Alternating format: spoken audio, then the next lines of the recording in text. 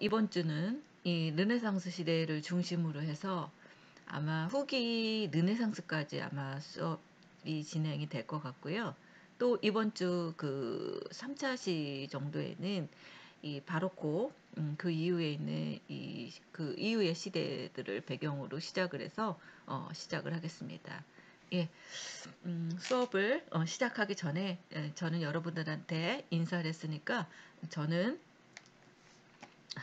이제 들어가고요. 수업을 시작하도록 하겠습니다.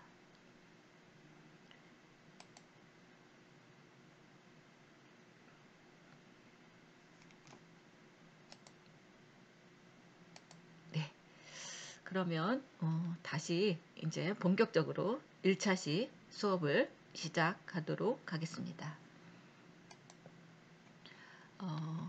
지금 이 시대별로 지금 하고 있는데요. 르네상스 시대를 중심으로 해서 하고 있습니다. 그래서 르네상스 시대에는 어떤 일이 이뤄졌고 또 어떤 화가들이 어떻게 했는지를 알아보는 시간입니다.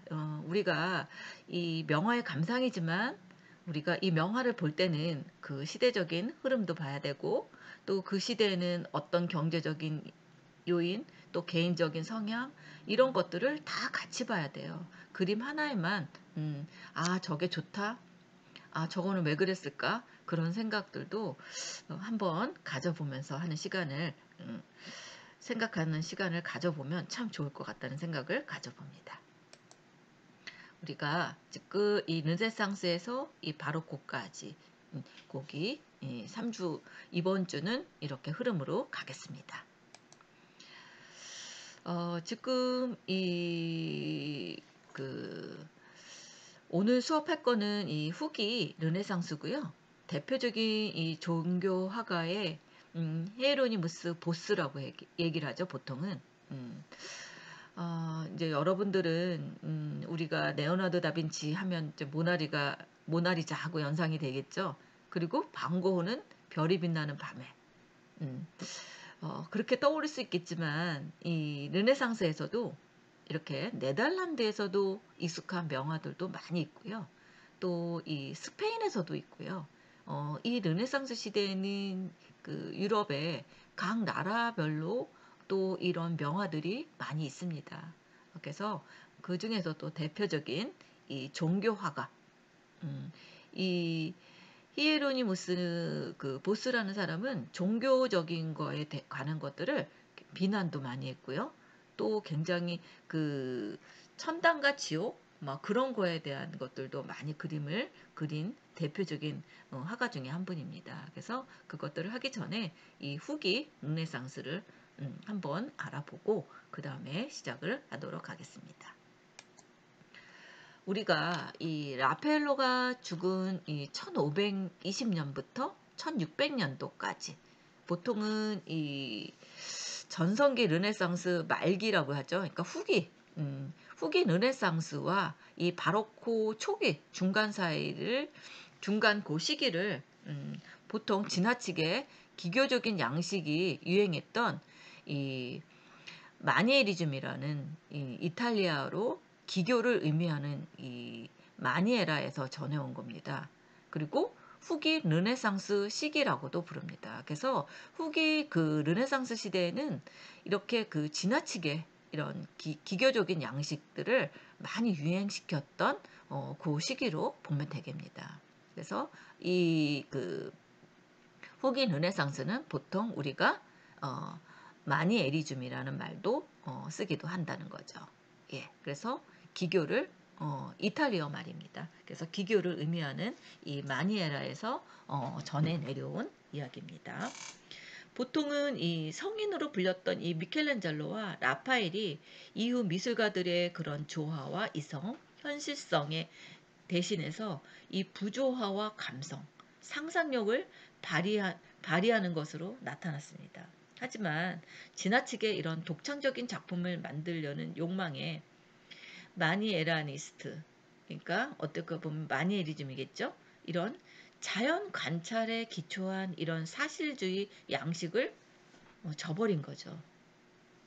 또한 이 미켈란젤로와 라파엘의 이상적인 아름다움을 가장하여 지나치게 그런 귀족적인 우아함을 추구한 결과 균형적인 안정감 대신에 불안정함을 드러내고 있습니다.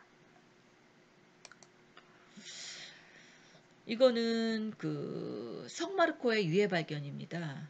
이 틴토레토라는 이 작가가 만들었는데요. 이 작품은 성마르코의 유해를 안덱산드리아에서 베네치아로 옮기던 그런 이야기 중에 한 장면을 모사한 겁니다. 어, 틴토레토는 이 이탈리아 베네치아 화가입니다. 이 그 뭐 라펠도 있고 뭐 레오나르도 다빈치도 있고 뭐 여러 화가들이 있지만 그 중에서도 이 틴토레토라는 그 화가가 있었는데요. 이 화가는 대각선 구성으로 인한 이런 불균형한 이런 화면에 극단적으로 대조되는 그런 빛의 효과, 그 다음에 혼란스럽고 극적인 구성으로 이 마니에리즘의 특징을 잘 보여주고 있습니다. 굉장히 기교적인 것들이 되게 많다는 것을 알 수 있습니다. 지금 여기 그 사람이 거꾸로 매달려 있죠. 막 이렇게. 그래서 이런 좌우 대칭, 좌우 대칭적인 좌우 이렇게 대칭적으로 있는 거죠. 사람이 시선들이. 그리고 중심 가운데 향했던 르네상스 작품과는 달리 이렇게 사선 위주, 이런 사선 위주로 하는 구성과 가운데 이렇게 텅 비어 있는 그런 사람들의 그림의 구석에서 몰려 있죠.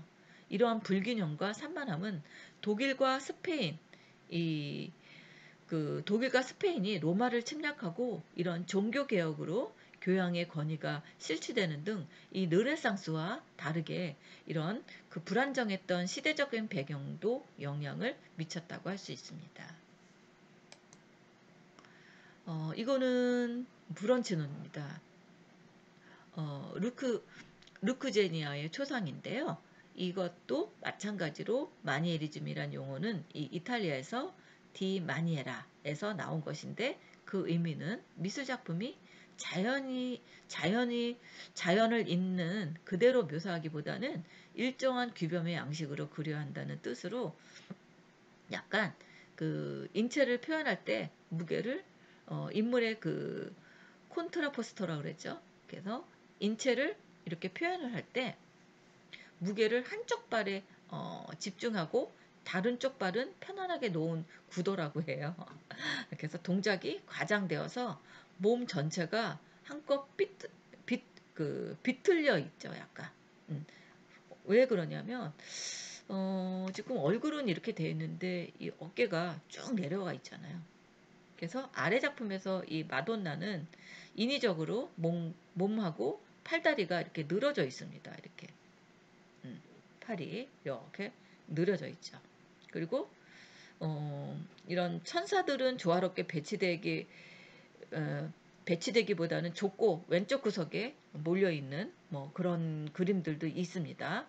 그래서 보통은 이제 그렇게 그리는데 이렇게 불균형한 구도, 비현실적인 이렇게 이런 인체적인 이런 모습들을 우리는 보통은 마니에리즘이라는 미술을 쓰고 있습니다. 이것도 마찬가지입니다. 이거는 김목의 마돈나라고 했습니다. 그래서 육체 묘사도 왜곡돼 있고 또 지나치게 이렇게 근육질적인 표현도 했고 또 원색적이고 이런 그 빛의 묘사도 매우 비현실적이라는 거죠. 그리고 이 각도도 좀 이렇게 언밸런스가 난다는 거죠. 이렇게 잘 맞지 않는다는 거죠. 왜곡돼 있죠. 이렇게 인체 그 각도가 그것을 얘기하십니다. 그리고 이 마돈나의 긴 목이 사실은 이렇게 길지는 않거든요. 이렇게 길지는 않습니다. 그래서 그런 것들이 또 이렇게 너무 기교적인 이런 미술들이 한때 유행을 했습니다. 다음은 북유럽 르네상스입니다. 그 중세기 말이죠. 14세기 말에서 15세기 초 장식적인 우아함을 특징으로 하는 이런 국제 고딕 양식에서 벗어나서 이런 자연과 인물을 객관적으로 묘사하는 방향으로 전개된다고 합니다. 그래서 알프스 이 남쪽과 북쪽에서 각각 발달했는데요. 남쪽은 이런 이탈리아 피렌체, 북쪽은 플랑드르가 그 중심지였습니다. 그래서 플랑드르 쪽은 이 북유럽 르네상스라고 일컬어지는 학파를 이탈리아와 구별되는 독자적인 미학을 선보이겠고요. 또 사실주의 미술의 토대를 이루고 황금기를 그 구가했습니다. 그래서 플랑드르는 시대에 따라 정의도, 영토 크기도 약간씩 변화했지만 오늘날의 이 벨기에 서부 쪽입니다. 그래서 네덜란드 남서부, 프랑스 북부에 해당되는 지역을 플랑드르라고 이야기합니다. 다음은 이 히에로니무스 보스입니다. 보통은 보스라는 얘기를 많이 쓰는데요. 이 사람은 네덜란드 출생이고요. 대부분 이 성서에 대한 그 작품들이 대부분입니다. 그래서 세속적 쾌락의 정원, 한락의 땅, 성, 안토니오의 유혹. 그래서 이 자신의 작품에 이런 사명이나 날짜 표기를 하지 않아서 이 작품을 가리기에는 좀 어려움이 있었다고 합니다. 그래서 보통 이 25점의 작품을 남겼는데 이 사람의 작품이 긴지 아닌지 사인이 없어서 이제 그런 것들이 헤매였다고 증명이 안 된 거죠. 어떻게 보면. 이분은요, 이제까지 그 누구도 그와 비슷한 것을 상상조차 해본 적이 없다. 히에로, 히에로니무스 보스에 대한 디러의 평입니다. 평론가가 이렇게 얘기했습니다. 이 보스는 독특하고 난해한 상징, 상상조차 하기 힘든 괴상한 그런 창조물들과 영적이고 감각적인 세계를 표현한 이런 신비주의적 초현실적인 작품으로 아주 유명합니다. 그래서 15세기 인물인 그는 동시대의 누구와도 비교할 수 없는 이런 독보적인 존재로 오히려 5세기나 지난 후인 20세기 초현실주의 화가들과 비교되고 했다고 합니다. 그 정도로 굉장히 그 아주 독특하면서도 아주 낙내한 아주 그 굉장히 상징적인 이런 그림들의 표현들이 굉장히 많이 거의 작품들이 그런 작품들이 굉장히 많이 남겼습니다. 대부분의 그 작품 세계가 아마 그렇게 볼 수도 있습니다. 이 그 히에로니무스 보스는 일생에 대해서는 알려진 것이 거의 없습니다. 본명은 히에로니무스 반 아켄이라고 부르는데요. 이 사람은 1450년경 이 네덜란드 스에르토헨보스에서 태어났다고 합니다. 그리고 할아버지, 아버지가 다 화가였고요. 그래서 그 할아버지와 아버지한테 그림을 배웠다고 합니다. 또 남동생 역시 화가로 활동했고요. 그 집안은 굉장히 부유한 편이었고요.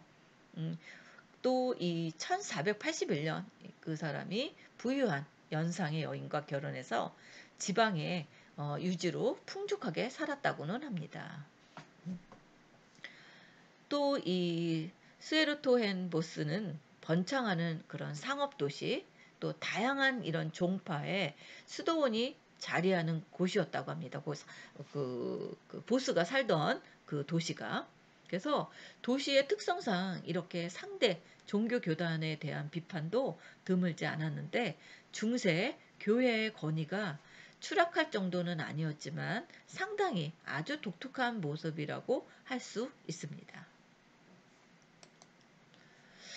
흡사 악마로 보이는 이런 기괴한 형상과 지역의 장면들을 소름 끼치게 표현한 이 보스는 종교 교단에 대한 노골적인 비난을 담은 그림을 그리기도 했습니다.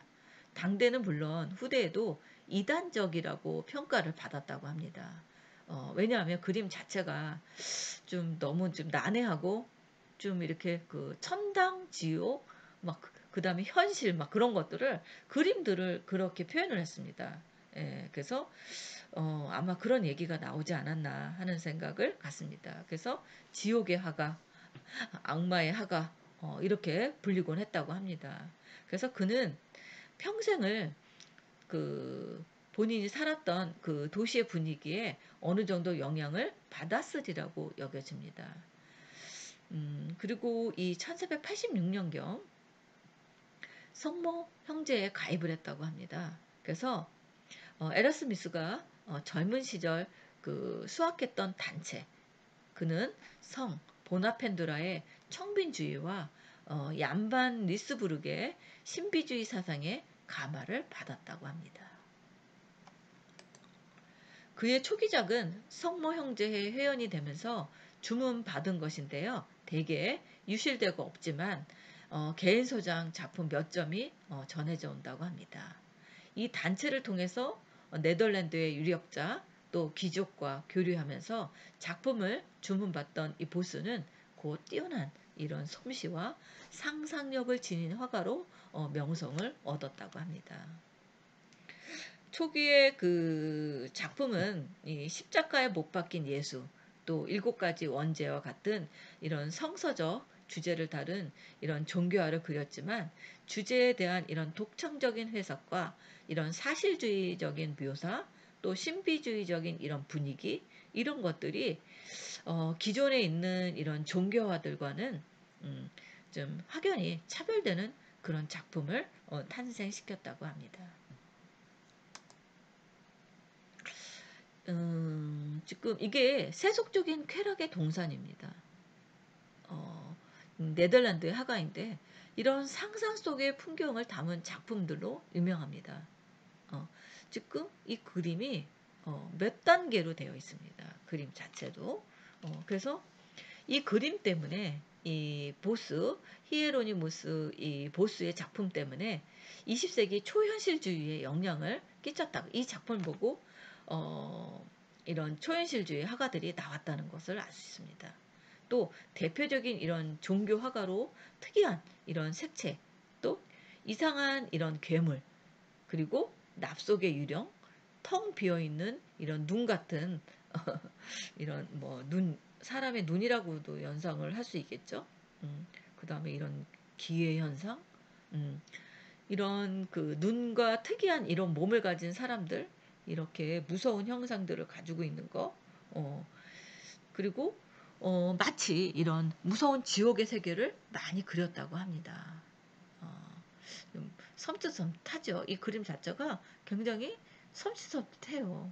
막 사람이 이렇게 막 죽어가는 모습들, 음, 막 이렇게 고통받는 사람들, 뭐 그리고 뭐가 이렇게 막 이렇게 쏟아지는 형상들, 그런 어떻게 보면 그 다른 세계를 보고 있는 것 같은 그런 느낌의 세계인 것 같아요.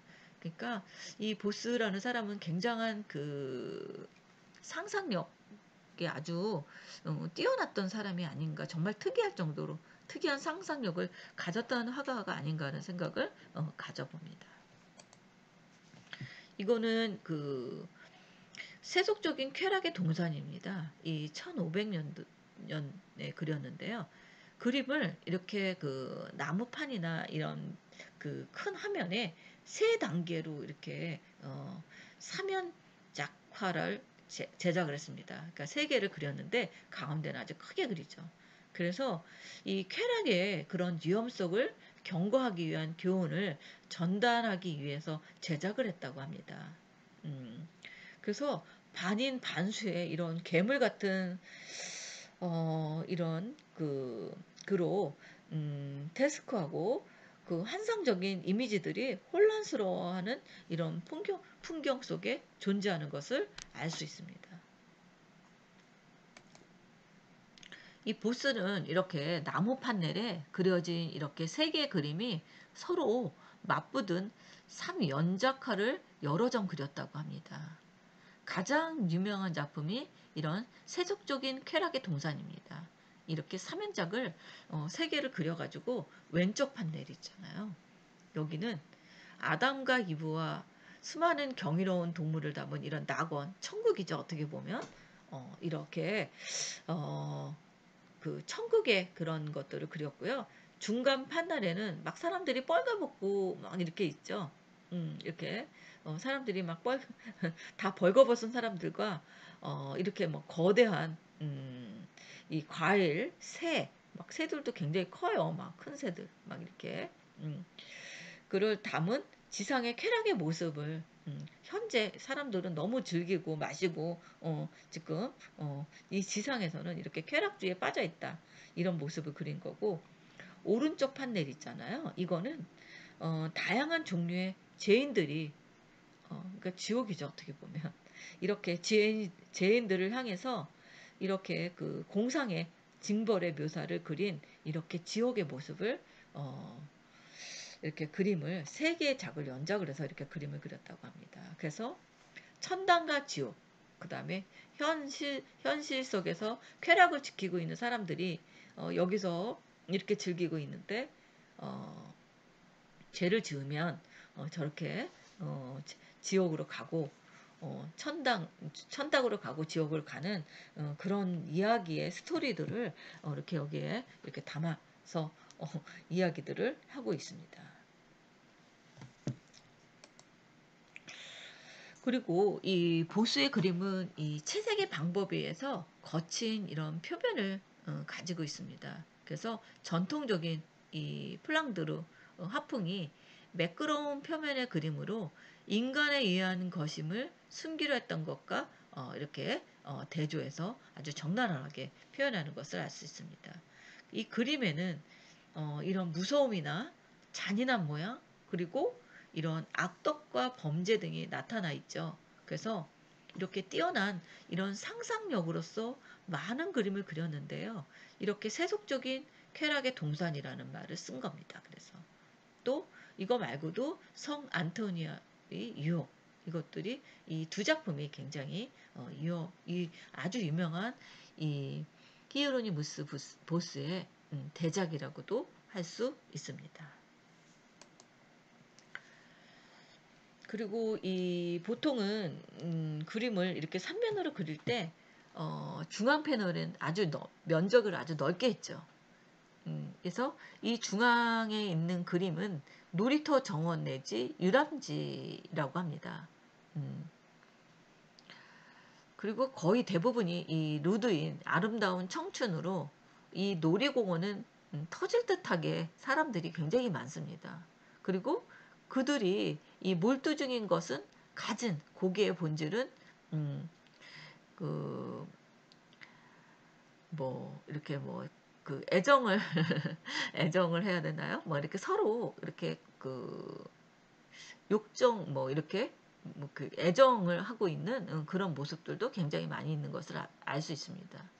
그래서 어, 이육욕적 뭐 예정이다 뭐 그런 말들을 많이 쓰죠. 그래서 색들은 또 되게 밝고 분위기는 굉장히 들뜬 분위기. 이제 놀이동산에 이것들을 이제 사람들이 근데 대부분 보면 다 이제 옷을 벗고 있죠. 그래서 이렇게 이제 그런 분위기를 만들었습니다. 그리고 그 사람들의 그 표정들 그리고 그들이 즐기는 행위 그리고 역시 즐겁고 기뻐하는 이런 표정들을 같이 넣었다는 거죠. 그림이 사실은 너무 작아서 잘 안 보이시죠? 그 하나하나 표정들이 너무 적나라 있다는 것을 알 수 있습니다. 또 그들은 거대한 그런 새의 입으로 뭐 포식을 하고 또 꽃잎과 웅덩이 안에서 옹기종기 뭐 이렇게 부어라 마셔라 하고 뭐 그런 것들이 이렇게 있습니다. 뭐 이렇게 너무 작은데 뭐 요 안에 뭐 이런 것들이 있습니다. 예. 그래서 이 한 인물이 다른 이의 뭐 엉덩이에 예쁜 꽃을 뭐 뿌리는 장면 상황들이 아주 좀 특이합니다. 독특하고 좀 이렇게 그 사람들의 그 쾌락주의라고 그래야 되나요? 그래서 현실에서는 사람들이 너무 쾌락에 빠져 있고 즐기는 쾌락에 즐기는 그런 그 현실에 이 놀이동산을 비유해 가지고 이런 현실 세계의 사람들이 너무 쾌락주의에 빠져 있다. 이제 그런 것들을 보여주고 있는 이런 장면들을 그렸다고 볼 수 있겠죠.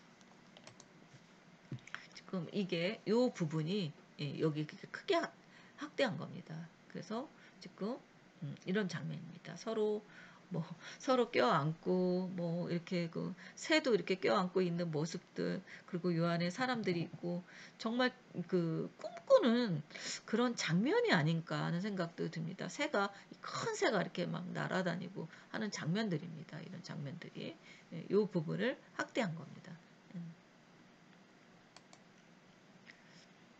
그리고 또 이런 동방박사의 경배를 이렇게 그림으로 그렸습니다. 그래서 이렇게 그 동방박사의 아기 예수가 태어나는 이런 모습들을 이런 표현으로 그렸고, 이거는 이 사람을 보라 하고 이제 그 예수님의 그 죄인으로 이렇게 잡아가는 이런 모습들을 이런 식으로 이렇게 표현들을 했습니다. 그리고 사람들이 여기서 막 기도하는 여기 예수님을 기도하는 이 그림자의 표현도 있고요. 이거는 십자가를 진 그리스도를 이렇게 표현을 했습니다. 그래서 지금 막 이렇게 신도들하고 이런 모습들, 막아 있는 모습들, 이런 것들이 있죠. 그 다음에 이거는 이 보행용 도구를 갖고 있는 아기 예수입니다. 그래서 지금 이런 그 아기 예수의 모습들을 이렇게 그림으로 보였습니다. 이거는 이제 초기에 이런 성화 그림들을 처음에는 이런 모습들을 아주 그 너무나 섬세하게 사실적으로 이런 표현들을 한 것을 알 수 있습니다. 그리고 이거는 즐거운 세속의 정원입니다. 바깥 문짝을 봐라. 흥겹고 지나는 이런 내부 패널을 위한 무대가 미묘하게 마련되고 있음을 깨달을 수 있습니다. 그래서 이 그림은 닫으면 창조의 제3일이 나온다. 하나님께서 지상의 낙원을 만들었다는 이렇게 성서, 상의 중요한 날에 대한 것들을 이렇게 표현을 했습니다. 그래서 이거는 그림이 자유화법의 이 패널 같은 거에다가 그림을 그렸고요. 대부분 이렇게 구로 제시해서 보여줍니다. 그리고 이 구는 단색의 영역인데 열면 보인 후 내부에 강렬하고 열정적인 이런 다채로운 세계에 또한 이렇게 약간 입체적인 이런 그림을 시도했습니다. 그리고 관람자가 볼 수 있는 이 외부 판넬이 닫힌 곳에 그리 자유기법으로 신이 지구를 창조하는 모습을 그립니다. 그리 자유기법이라는 거는 뭐냐면요. 회색 계통만으로 그리는 회화기법이라고 합니다. 그리 자유는 프랑스어의 말입니다. 회색이라는 얘기입니다. 그래서 약간 모노톤? 그래서 보통은 그런 회화를 말하는데요. 장식에서는 렐리프라는 말도 쓴다고 합니다. 이게 그 쾌락의 정원의 가운데 합폭을 이렇게 크게 확대한 겁니다. 지금 아까 제가 클로즈업한 것은 이 부분을 이렇게 보여줬죠. 새가 이렇게 커요. 큰 새들이 이렇게 막 날아가고 하는.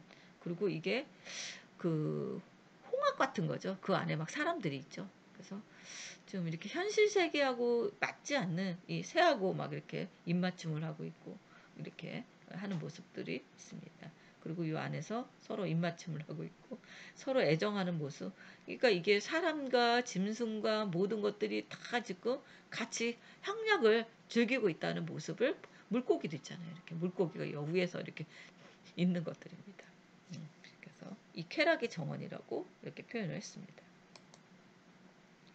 이거는 이제 7가지 원죄 그래가지고 이 사람의 이 죄를 이렇게 원으로 해서 이렇게 죄에 대한 항목을 그림으로 이렇게 또 표현도 했습니다. 7가지 그 원죄는 이런 신비주의 혹은 악마적인 이미지로 이제 매료되었는데요. 이 환상 세계의 현실 세계가 혼란스럽게 섞여 있는 그런 부분들을 대부분 이렇게 그렸습니다. 그래서 인간의 그 세상이라는 이런 것들에 대한 것들을 보여주려고 했던 것 같습니다. 그래서 우리가 이 그 에덴 동상에서의 원죄, 그 다음에 이 건초술의 더미에 몰려오는 이 탐욕스러운 사람들의 모습, 악마들이 지옥의 죄인들을 고문하는 장면, 이런 것들이 이 부와 욕망에 대한 인간의 어리석은 이 광기가 적나라하게 묘사된 그림들이 대부분입니다. 그래서 인간의 탐욕을 다루고 있는 이 죽음과 수전노, 탐식과 육욕의 은유, 이런 것들이 아주 결합되어서 독특한 이미지를 나타내고 있습니다. 지금 이거는 건초술입니다.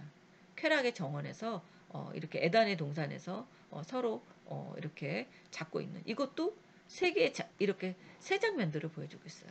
그래서 여기도 지금